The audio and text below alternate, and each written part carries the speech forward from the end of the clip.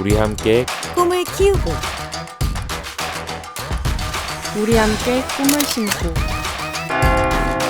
우리 함께 꿈을 맺어주는 그래, 우리 함께.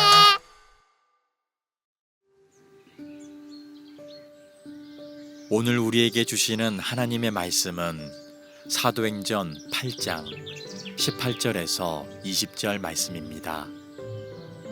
시몬이 사도들의 안수로 성령 받는 것을 보고 돈을 들여 이르되 이 권능을 내게도 주어 누구든지 내가 안수하는 사람은 성령을 받게 하여 주소서 하니 베드로가 이르되 내가 하나님의 선물을 돈 주고 살 줄로 생각하였으니 내 은과 내가 함께 망할지어다. 아멘. 요즘은 육아와 양육에 있어서 아빠의 역할이 대단히 강조되는 시대입니다.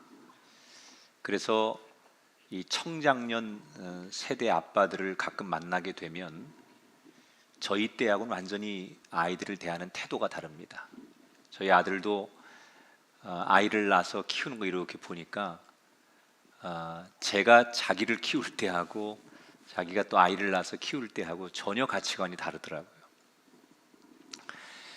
얼마 전 어느 젊은 아빠한테 저도 들은 얘기입니다. 자녀에게, 자기 아이에게 같은 질문을 던졌는데 이 아이가 조금씩 커가는 과정에서 대답이 계속 바뀌더래요. 어떤 질문을 했냐면 아주 어릴 때 너 아빠가 좋아, 장난감이 좋아 이렇게 물었대요. 그랬더니 가장 처음에 이 아이가 대답한 것은 아빠 그러더래요. 너무 기쁜 거예요, 아빠가. 근데 사실은 이 아이가 그때 할 줄 아는 말이 아빠, 엄마밖에 없었어요. 근데 이 아이가 조금 더 이제 커서 이제 자기 중심적인 사고를 하고 자기 생각이 조금 생길 쯤에 다시 물었습니다. 아빠가 좋아, 장난감이 좋아? 그랬더니 장난감 그러더래요. 당연히 이 아이가 조금 더 그런 생각을 하는 게 이해가 되면서도 한편으로는 섭섭하더래요. 그런데 이 아이가 조금 더 커서 사회성이 이제 막 발달할 쯤 되니까 눈치를 보더랍니다. 아빠가 좋아, 장난감이 좋아. 그러니까 그때부터 이 아이가 막 눈치를 보다가 아빠도 좋고 장난감도 좋아 그러더래요. 그런데 조금 더 커서 이 아이가 이제 여러 가지 상황들을 고려할 만한 그런 나이가 됐을 때 다시 질문하는 거예요. 아빠가 좋아, 장난감이 좋아. 그랬더니 이 아이가 아주 거침없이 아빠가 좋다고 그러더래요. 너무 아빠가 기분이 좋아가지고 왜 아빠가 좋은데? 이렇게 물어봤습니다. 그랬더니 이 아이가 뭐라고 대답하느냐? 아빠가 좋아해야 새 장난감을 사주니까 그러더라는 거죠. 그러니까 이 아이의 대답이 변해가는 과정 속에 우리는 정말 우리가 인생을 살면서 때로는 누군가에게 필요한 것을 요구할 때 뭐가 정말 필요한 것인지 정확하게 우리가 알고 구하고 있을까? 특별히 우리가 하나님 앞에 정말 많은 신앙생활을 하면서 기도와 마음의 소원을 가지고 하나님 앞에 우리가 구하는데 우리가 구하는 게 제대로 구하고 있는가? 그리고 때로는 내가 이렇게 구하는 게 맞는 건가? 이런 것들을 우리가 한번 구분할 필요가 있다. 사람이 구하지 말아야 될 것을 구할 때도 있고 전혀 통하지 않는 것을 나 혼자 일방적으로 구하면서 소통되지 않는 것이 있듯이 우리가 하나님 앞에 정말 마음은 너무 간절한데 제대로 알고 구하고 있는가? 우리 이걸 어떻게 분별할 수 있을까? 오늘 성경의 이야기를 통해서 그런 하나님의 가르침을 우리가 배웠으면 좋겠다. 오늘 성경은 예수님이 부활과 승천을 하신 직후에 예루살렘 교회가 엄청나게 부흥하는 때의 이야기예요. 이제 그 당시에 예수님은 떠나가시고 예수님을 상징하는 교회가 개척되고 그 교회는 예루살렘에서 폭발적으로 부흥하기 시작했어요. 이걸 지켜보던 로마 당국과 보수 유대인들은 너무 놀라는 거예요. 저 기독교인들이 교회를 개척해서 모이기 시작하는데 그 숫자가 상상을 초월할 만큼 부흥되고 모이기 시작하니까 너무 놀란 로마 당국과 유대인들이 그 교회를 그냥 둘 수가 없는 거예요. 그래서 이때부터 기독교 역사에 초대 기독교를 핍박하기 시작하는 거예요. 제일 먼저 사건은 사울을 앞세워 스데반을 죽이면서 순교가 시작되면서 본격적인 기독교의 박해 시대가 도래합니다. 이때 초대교회에서 모임을 막 예수 믿고 갔던 교인들이 예수 믿는다는 것 때문에 너무 많은 박해가 일어나니까 이걸 견디지 못하고 결국 많은 기독교인들이 뿔뿔이 흩어지게 돼요. 그도 그럴 것이 처음에 예루살렘 교회는 뭔가 이렇게 교회가 성숙하고 시스템이 갖춰져 있고 그리고 공동체가 아주 탄탄한 공동체가 아니에요. 갑자기 막 부흥을 하기 시작하니까 사람들은 많이 모였지만 훈련되거나 사람들로 하여금 조직이 잘 완성된 공동체가 아니었기 때문에 외부에서 교회를 흔드니까 당연히 교인들이 힘드니까 교회를 떠나서 뿔뿔이 흩어지는 거예요. 이때 오늘 성경에 보면 그 뿔뿔이 흩어지는 사람 가운데 한 사람을 소개하는데 그가 누구냐? 빌립 집사라는 사람이에요. 예루살렘 교회에서 7명의 집사를 세웠는데 스데반처럼 성령 충만한 사람이 빌립이라는 집사인데 이 집사도 핍박을 피해서 예루살렘을 떠나죠. 그리고 어디를 가요? 오늘 성경에 보니까 사마리아라고 하는 곳에 머물게 돼요. 그러니까 이스라엘 지도를 놓고 보면 북쪽은 갈릴리, 중간이 사마리아, 남쪽이 유대 땅, 유다 땅, 뭐 이렇게 이제 크게 우리가 구분을 하는데 예루살렘을 떠나서 복음의 볼모지였던 사마리아로 피신을 합니다.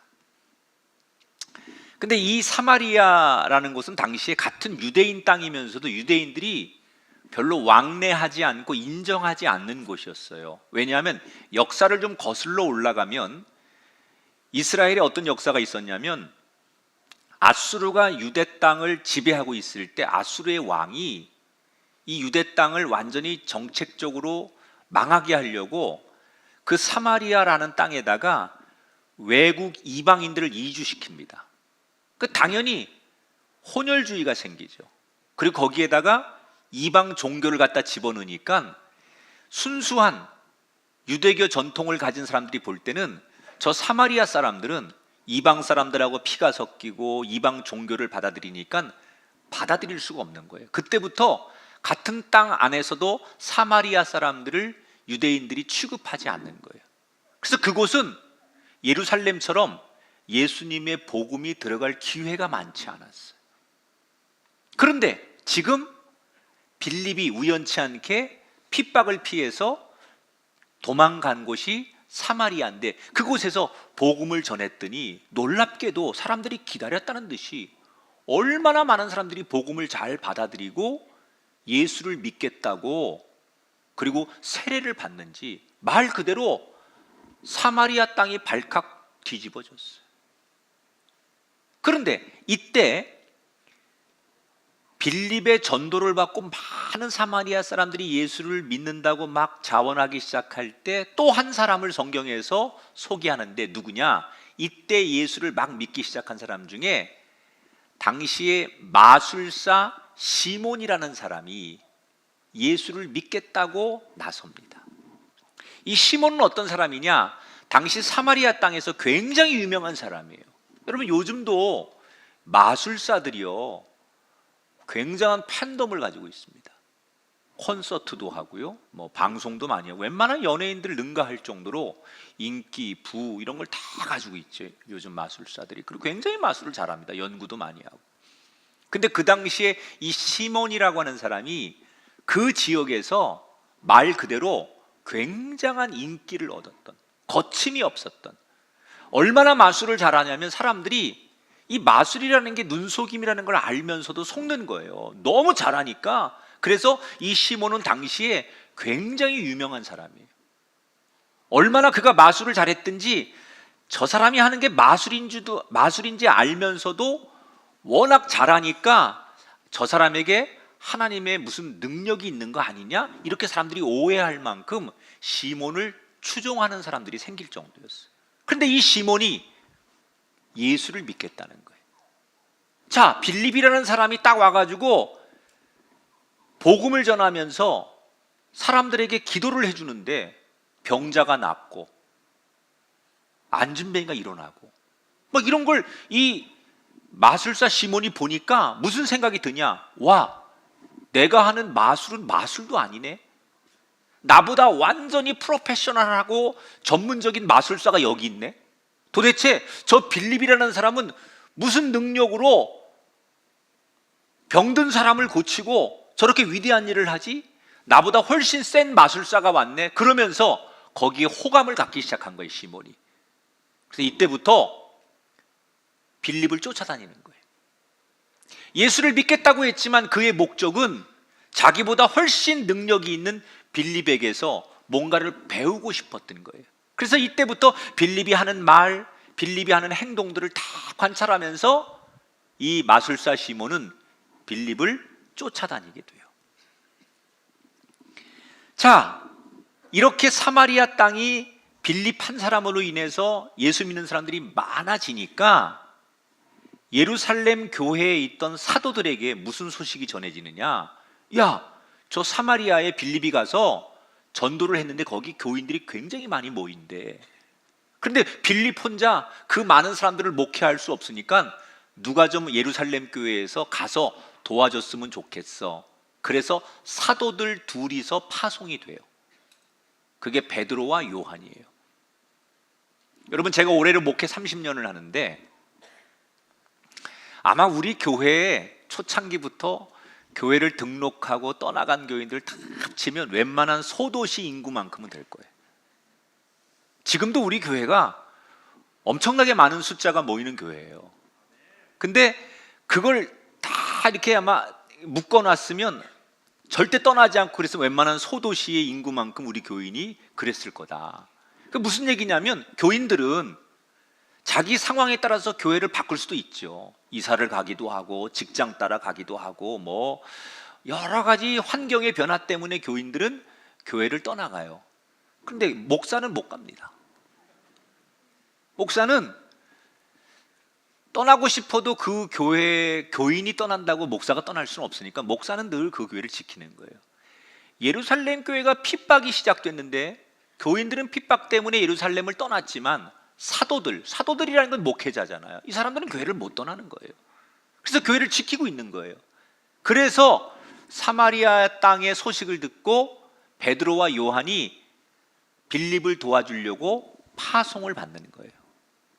그래서 가서 베드로하고 요한이 사마리아에 가보니까 빌립 집사가 전도해서 정말 엄청나게 교회를 부흥시키고 있는 거예요, 지금. 그래서 그 교인들을 격려하고 축복합니다. 그리고 모여든 사람들에게 베드로와 요한이 안수해 주기 시작하는 거예요. 이때 안수를 받는 사람마다 방언을 하고 예언을 하고 성령의 놀라운 역사가 일어났어요. 여러분 보세요. 빌립이 처음에 와서 예수 모르던 사람들에게 예수 믿으세요 해가지고 그 사람들이 예수 믿을게요 라고 해서 처음에 세례 받은 건 물 세례예요. 내가 예수님의 사람이 됩니다. 옛사람을 버리고 이제는 새 사람이 되겠습니다 라는 자기의 다짐이 우리가 보통 교회에서 첫 번째 받는 물 세례죠. 그런데 본격적인 진짜 세례는 뭐예요? 베드로, 요한 사도가 와서 그들의 머리에 손을 얹었을 때 성령이 임했다는 거예요. 반드시 그리스도인들은 이 두 번째 세례를 받아야 돼요. 성령이 내 안에 들어오셔서 나를 주장하고 성령이 이끌어주는 이 성령의 세례를 받을 때 우린 비로소 온전한 하나님의 사람이 되는 거예요.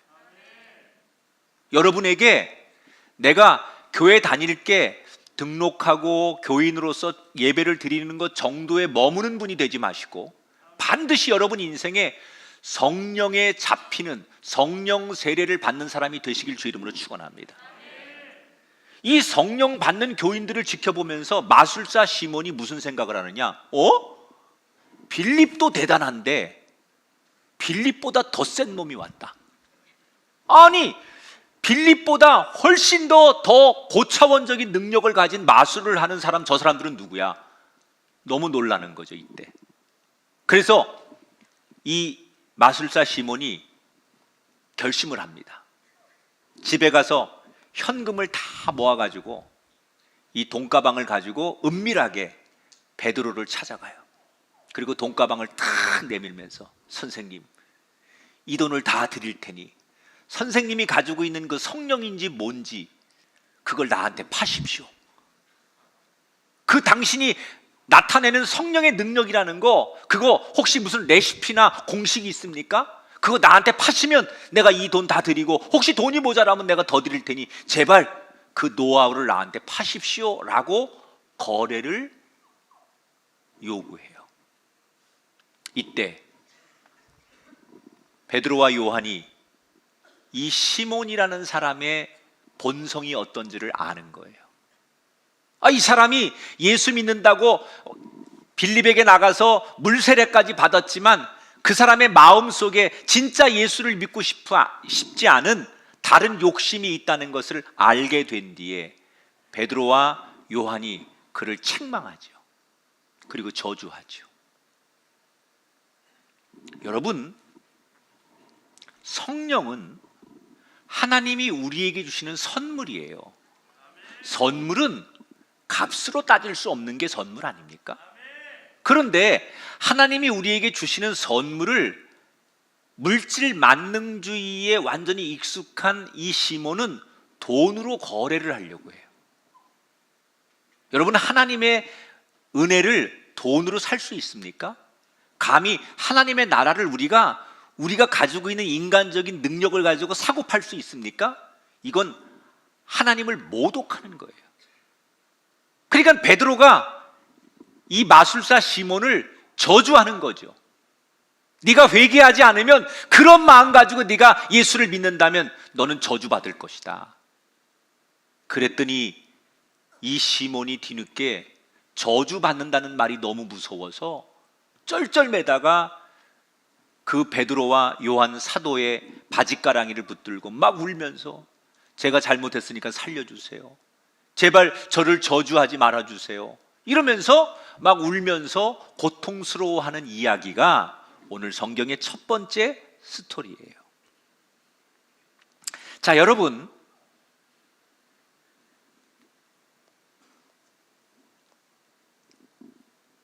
이 시몬이라는 사람이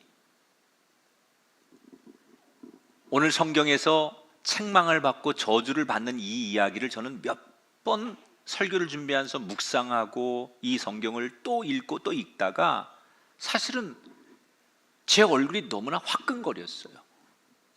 왜냐하면 마치 지금 현대 위기에 처한 우리 교회의 성도들의 자화상,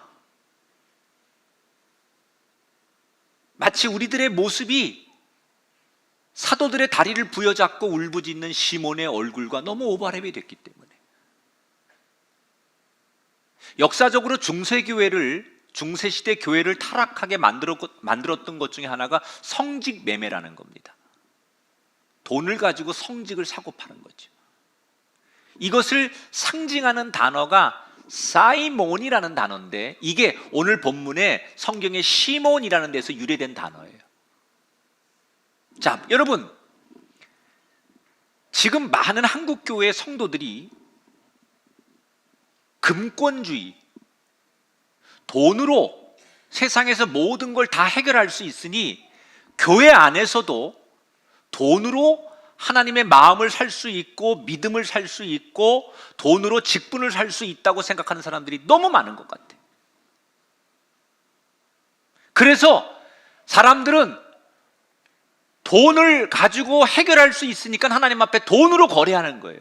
믿음으로 하나님 앞에 거래하는 게 아니라 내 신앙의 본질을 가지고 하나님 앞에 무릎 꿇고 구하는 게 아니라 돈으로, 세상의 방식으로 하나님과 거래하려고 하는 거예요.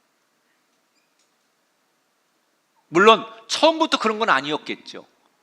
오늘 마술사 시몬이 처음에는 그냥 순수하게 예수님을 믿고 빌립을 쫓아다니다가 조금 욕심을 내다가 나중에 베드로나 사도 요한에게 능력을 사고 싶다고 요청했던 것처럼 저와 여러분도 처음에는 예수 믿는 게 순수했을 거예요.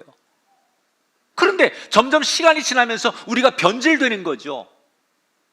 예수 믿는 순수함에서 그냥 정말 예수님만 따라다니고 예수님이 좋아서 교회 오는 정도를 넘어서서 우리도 모르게 욕심을 가지고 내 안에 탐욕을 가지고 이 시몬처럼 구하지 말아야 될 것을 구하고 요구하는 사람이 되었다는 거예요. 하나님이 주시는 그 성령의 선물을 이 시몬은 돈벌이의 수단으로 바라보는 거예요. 자기 욕심을 채우는 수단으로 하나님이 주시는 은혜를 바라보는 거예요. 자기가 무엇을 구해야 될지 전혀 알지 못해서 구하기는 구했지만 자기가 구한 것 때문에 그는 울부짖고 두려워할 수밖에 없는 사람이 되었다는 거예요. 여러분, 오늘 우리가 언젠가부터 하나님 앞에 구하지 말아야 될 것을 구하는 사람이 돼버렸어요. 하나님, 저만 잘 되게 해주시려면 저 사람이 어떻게 망가지든 저 사람이 어떻게 잘못되든 상관없어요. 우리는 이런 기도를 드리고 있어요. 내 자식이 잘 되기 위해서라면, 우리 가정이 잘 되기 위해서라면 저 사람들이 어떤 불행을 겪어도 상관없어요. 이런 마음으로 우린 기도하고 있다는 거예요. 여러분 한번 객관적으로 생각해 보세요.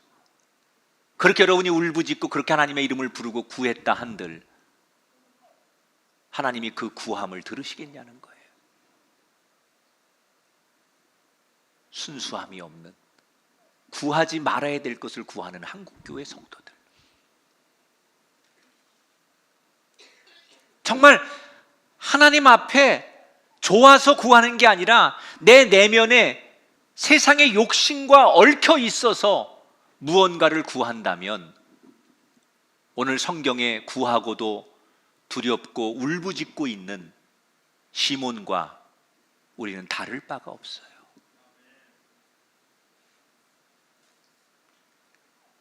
여러분, 우리가 하늘의 신령한 복을 구하는 사람입니까? 아니면 이 땅의 기름진 복을 구하는 사람입니까? 우리 모두 하늘의 복을 구하는, 정말 구할 것을 구할 수 있는 사람이 되기를 주의 이름으로 축원합니다. 저는 교회 안팎으로 이런저런 활동을 하다 보니 의도치 않은 선거를 몇 번 하게 되었어요. 근데 제가 어떤 자리에 선거에 도전을 할 때 제일 먼저 확인했던 것은 그 자리를 하나님이 원하시는가. 감독이 될 때도 방송국 이사장이 될 때도 그 밖에 여러 자리를 놓고 제가 선거를 할 때마다 하나님이 정말 그 자리를 나한테 부르시는 소명의 자리인가, 이걸 충분히 고민하고 기도하고 그것이 확신이 들 때 선거에 임했습니다.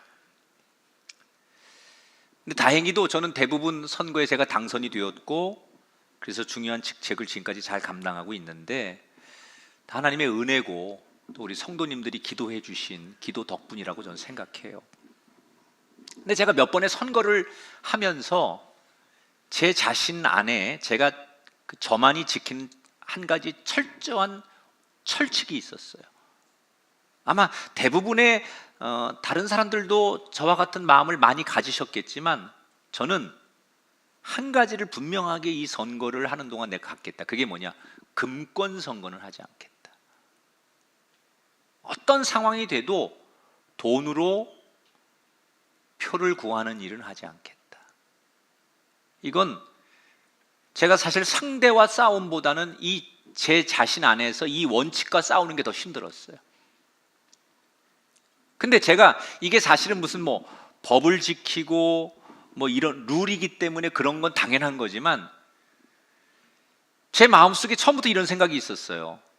내가 혹시 선거에서 떨어져도 하나님이 불러주신 목사에선 떨어지지 말아야지. 그런 원칙을 제가 세웠다는 거예요. 만약에 제가 어떤 그 선거에 나가서 그 자리를 얻기까지 그것이 저에게 어떤 수단이었다면, 그게 나한테 돈을 벌게 해주는 수단이거나 명예를 얻게 해주는 수단이거나 또 다음 스텝을 위해서 더 좋은 자리로 가기 위한 그런 수단이었다면 아마 제가 굉장히 세상적인 방법들도 동원했겠죠. 근데 저는 사실 그런 마음이 없었어요.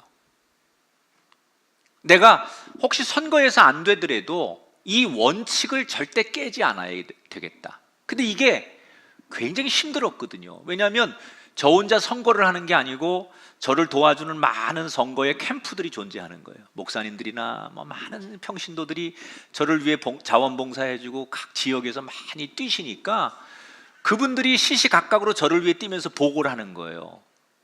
근데 상대는 이렇게 합니다. 뭐 무슨 선물 공세를 하고 뭐가 어떻게 되면 이 표들이 막 움직이고 우리를 지지했던 사람들이 넘어가고 뭐 이런 얘기가 막 들리는 거예요. 그러면 저도 인간인지라 마음이 흔들리는 거예요. 그게 유혹이죠. 그런데 아까 말한 대로 내가 다른 건 몰라도 이 원칙은 반드시 지키겠다. 떨어져도 좋다. 돈 갖고 선거하는 건 안 된다. 그래서 정말 하나님 앞에 두렵고 떨림으로 기도했는데 하나님께서 제 손을 들어주신 거예요. 하나님, 내가 어떻게 되든 간에 모든 수단과 방법을 동원해서라도 뭐로 가도 좋으니 서울만 가면 되니 나 당선돼야 되겠습니다. 이렇게 기도한 적은 없었어요. 우리가 한번 돌아봐야 돼요. 우린 정말 하나님을 믿는다고 하면서 정작 하나님 앞에 무엇을 구해야 될지도 모르고 구하고 있고, 구한다 한들 내 욕심, 내 탐욕으로 가득 찬 마음으로 하나님 앞에 구하고 있다면 우리는 정말 구하지 않은 것보다 못한 구함을 구하는 사람이 되는 거예요. 야고보 사도가 우리에게 남겨준 이 한마디를 기억해야 돼요. 정욕으로 쓰려고 구하는 것은 잘못된 것이다. 나는 올 한 해 우리 성도들이 여러분 인생과 가정을, 자녀를 놓고 하나님 앞에 구하되 무엇을 구해야 될지 잘 분별하고 구하는 것을 얻을 수 있는 복의 사람들이 되시기를 주의 이름으로 축원합니다. 자, 오늘 성경에 이 마술사 시몬이 구하지 말아야 될 것을 무엇을 구해야 될지 모르고 구했다가 오히려 두려워 떨게 되었다는 이 이야기와 동시에 다행인 것은 그 다음에 등장하는 사람은 자기가 무엇을 구해야 될지를 아는 사람이 소개가 돼요. 그 사람이 누구예요? 에티오피아의 네시라는 사람이에요. 베드로와 요한이 이제 빌립을 도와주고 다시 예루살렘으로 돌아갑니다. 그리고 빌립이 그 사마리아 교인들과 다시 신앙생활 목회를 하고 있을 때 어느 날 하나님의 천사가 나타나서 이 빌립에게 이런 환상을 주는 거예요. 빌립아, 너 지금 여기 있지 말고 저 남쪽에 광야로 내려가거라. 내가 꼭 만나야 될 사람을 만나게 하리니 광야로 내려가거라 라고 하나님의 음성이 들리는 거예요. 이때 빌립이 고민합니다. 여러분, 우리가 신앙생활하면서 제일 힘든 게 뭐냐면 이성적 판단이 믿음과 충돌했을 때, 다시 말하면 효율성이 떨어지는데 하나님이 그걸 요구하실 때 굉장히 힘들죠. 빌립의 생각에는 지금 이 사마리아 땅에 복음을 전할 사람이 수두룩하고 전도할 사람이 많고 내가 만날 사람이 많은데 지금 하나님이 자기 보고 어디 가래요? 사람도 살지 않는 광야로 가라는 거예요. 광야로 가면 사람 만날 확률이 적어요. 만나봤자 소수를 만나는 거예요. 그런데 효율성에서 떨어지는 일을 지금 하나님이 하라는 거예요. 누구든지. 하나님 그건 아니죠. 여기가 훨씬 열매가 많고 여기가 해야 될 일이 많고 여기가 효율성이 있는 데인데 왜 나를 거기 가라고 해요? 그래서 하나님 뜻을 거절할 때가 많아요, 우리가. 그런데 이 빌립은 그런 생각이 들긴 했지만 순종합니다. 그래서 하나님이 가라는 광야를 무턱대고 가요. 광야에 딱 도착하니까 때마침 그 넓은 광야에 자기 눈앞에 마차 한 대가 지나가는 거예요. 거기 누가 타고 있었느냐?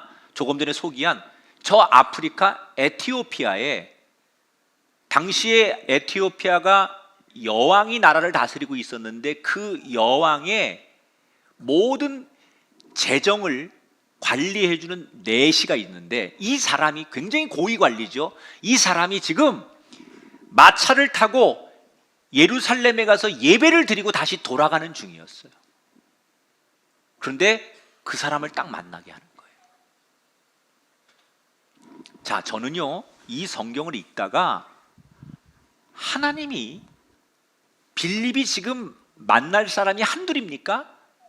하나님이 빌립에게 만나게 해줄 사람이 너무 많았을 거예요. 그런데 왜 하필 저 광야에서 에티오피아에서 예루살렘에 예배 드리러 왔다 가는 내시를 만나게 했을까? 그 많은 사람 중에. 이유는 하나예요. 하나님이 그 열정을 보시는 거예요. 저 멀리 에티오피아에서 이방 땅 아닙니까? 거기에서 예루살렘에 예배를 드리러 그 모든 어려운 환경을 딛고 예배 하나 드리기 위해서 예루살렘 성전을 방문했다가 돌아가는 그의 열정, 하나님이 그 마음을 보신 거예요. 예수님께서 십자가에 달려 돌아가시기 전에 복음이 땅끝까지 전해지게 하라 그러셨잖아요. 그래서 하나님, 예수님 말씀대로 예루살렘에 있던 복음이 막 흩어지기 시작한 거 아니에요. 여러분, 불이 이렇게 아궁이에만 있을 때는 그 불이 안전한 거예요. 근데 그 불이 아궁이를 나와가지고 바람에 막 불이 옮겨 다니면 이 산 저 산 막 산불이 일어나는 거예요. 복음이 예루살렘 안에만 있을 때는 그들에게만 필요한 성령의 역사가 나타났지만 이 복음이 밖으로 나와서, 예루살렘 밖으로 나와서 사마리아 온 유대 땅끝까지, 이방 땅까지 전해지니까 이 복음이 폭발적으로 막 옮겨 다니는 거예요. 그래서 이때 외국 사람들이 유대 땅에 왔다가 복음을 듣고 예수 믿은 사람도 생겼고 그들이 다시 자기 나라로 돌아가서 그때부터 신앙생활하는 외국인들이 많아지면서 예루살렘을 시작했던 복음이 막 이방 땅으로 번져 나가기 시작했다는 거예요. 여러분, 올 한 해 여러분 안에 있었던 성령의 능력이 여러분 밖으로 나가서 성령의 바람과 함께 역사를 일으키는 한 해가 되시기 바랍니다. 여러분 가정 안에만 머물고 있던 하나님의 능력이 올해는 여러분 가정 밖에서 성령의 바람을 만나서 온 세상 대지를 태우고도 남는 놀라운 능력의 한 해가 되시길 주님의 이름으로 축원합니다. 그래서 이 에티오피아 이방 땅의 내시가 예수 믿고 너무 좋아서 예루살렘에 예배 드리러 왔던 거예요. 보세요. 하나님은 그 멀리서 예배를 사모하고 오가는 그의 마음을 받아주신 거예요. 우리 교회도요, 제가 이렇게 신방 보고 받아보면요, 우리 교회 예배가 너무 좋아서 참 멀리서 2시간, 3시간 대중교통을 타고 오는 데만 그렇게 걸린대. 그리고 1시간 예배 드리고 다시 2시간, 3시간 몇 번을 갈아타고 집으로 가는 거예요. 누가 보면 아니 세상에 교회가 천지인데 왜 그렇게 어렵게 힘들게 그 대중교통 이용해가지고 눈이 오나 비가 오나 그 꿈의 교회 가서 예배를 드리나. 근데 그분에겐 그게 기쁨인 거예요. 힘은 들지만 하나님이 그거 다 보고 계시지 않겠어요? 그 과정을 멀리서 오가면서 그러면서도 자기가 섬겨야 될 자리를 섬기고 열심히 기쁨으로 봉사하는 그것을 남들이 볼 때는 비효율적이지 모르지만 하나님이 보실 때는 그 자체가 너무나 아름다운 거예요. 요 동네에서도 교회를 못 나오는 사람들, 말해서 뭐 할래 그걸? 예? 여러분, 난 올 한 해 여러분들 다시 열심히 살아나길 축복합니다. 열정이 회복되길 바랍니다. 뭐 일을 잘하고 무슨 뭐 그런 건 두 번째 문제예요. 내가 하나님의 전을 사모하고 하나님을 만나는 예배 시간에 그런 열정을 가지고 왔다 갔다 하는 자체만으로도 하나님은 복을 주신다는 거예요. 내가 교회에서 뭘 하느냐가 중요한 게 아니에요. 내가 성경을 얼마나 많이 아느냐가 중요한 게 아니에요. 하나님의 전을 사모하고 열정을 가지고 왔다 갔다 하는 것만으로도 하나님은 네가 복이 있다. 그래서 그를 축복하시는 거예요. 아, 나는 믿음 없어요. 나는 목사님이 하는 얘기를 잘 못 알아듣겠어. 괜찮아, 괜찮아. 여러분 다 알아들으면 목사가 뭐가 필요해? 몰라도 돼. 하나님 살아계신 것을 믿고 열심히 금년에는 열정이 회복되면 그 과정에 하나님이 축복하실 줄 믿습니다. 그래서 빌립으로 하여금 그 이방 땅에 내시를 만나게 하시는 거예요. 아, 하나님이 저 사람 만나라고 여기 나를 보내셨구나. 그래서 빌립이 다가갑니다. 그랬더니 이 내시가 마차에서 마차를 타고 가면서 뭐 책을 하나 읽고 있는 거예요. 봤더니 율법, 구약, 이사야 성경을 읽고 있는 거예요, 내시가.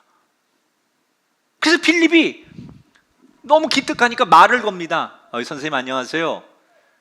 좋은 책 읽으시네요.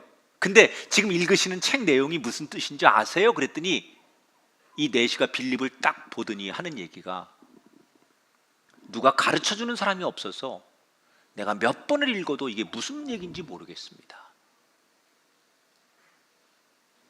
그러면서 이 내시가 빌립에게, 범상치 않게 생긴 빌립에게, 혹시 선생님 저에게 이 말씀을 좀 가르쳐 주실 수 있으면 마차로 올라오시겠습니까? 라고 정중하게 빌립을 초대하는 거예요.